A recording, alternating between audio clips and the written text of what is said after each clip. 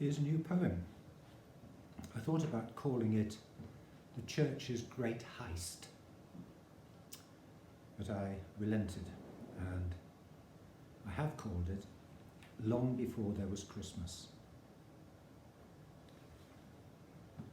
The family sits separate around the tree, among wrapped gifts tied in ribbonry, carols on the telly, and turkey on a spit, sweets being chewed, mobiles all lit.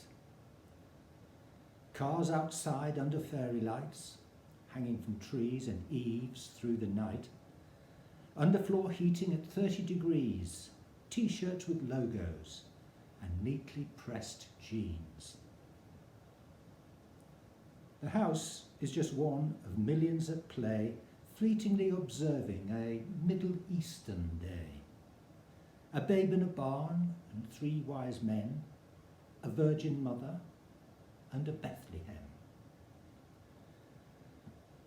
But long before that, and swamped by time, there was a feast which had more reason and rhyme. Family gatherings had an intimate knowledge of why they must gather and pay the sun homage. This was the solstice, the midwinter feast that marked the new sun's ascent in the east. Before the invention of prophets and gods, and the wheel and the horse were not yet shod, when spears and arrows had flint splintered tips, and tying was done with fine leather strips, and wolves became dogs to guard the camps, while the moon and the torch were nightly lamps. On this shortest day and longest night, hunters and farmers engaged in a rite to banish the dark and nurture the sun, and remember a year of lives come and gone.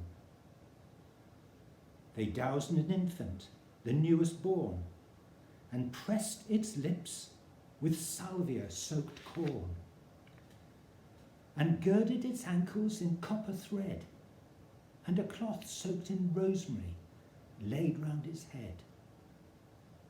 And they built their fires near holy trees, whose fruit made a potion that set the soul free, to voyage across the sea of dreams in a burning raft of juniper leaves. With root crops and sour fruit sweetening the tongue, fermented in honey, while the old sun shone, with stored grain baked in a twisted bread. In a pocket of embers was the old year was laid. Under the black, with its prescient stars, they drank to forget the previous year's scars, and toasted the kin who were lost to the feast, and would never again share the flesh of the beast. They drummed and chanted the ancient song that nurtured the sun and made it strong, and they sang for the stars that mapped all new birth, and sang for the rains that nourished the earth.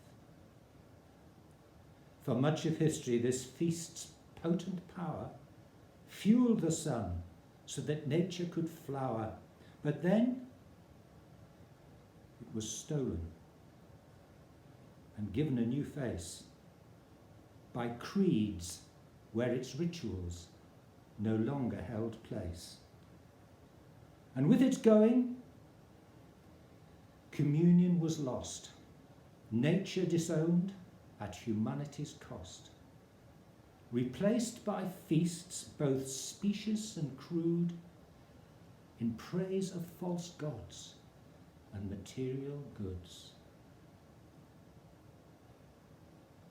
The family sits separate around the tree, among wrapped gifts, tied in ribbonry, carols on the telly, turkey on a spit, sweets being chewed, mobiles all lit.